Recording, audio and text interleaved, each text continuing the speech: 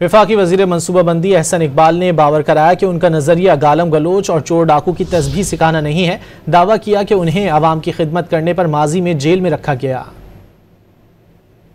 हमारा नजरिया ये नहीं है कि आपको गाली गलोच सिखाई जाए। हमारा नजरिया ये नहीं है कि आपको चोर डाकू की तस्बीह सिखाई जाए।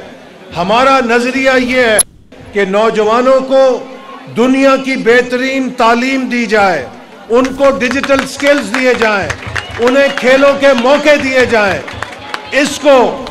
इसे तब्दीली कहते हैं। मैंने अपने नौजवानों के लिए और अपने इलाके की तरक्की के लिए जेल काटी है, लेकिन कभी उस जेल के अंदर से चीखें नहीं मारी थी। मैं उस जेल में से इसी तरह टाई और कोट लगा के अदालत में पेश होने जाता था। वफाकी वजीर मनसूबाबंदी एहसन इकबाल ने बावर कराया कि उनका नजरिया गालम गलोच और चोर डाकू की तस्बीह सिखाना नहीं है। दावा किया कि उन्हें अवाम की खिदमत करने पर माजी में जेल में रखा गया।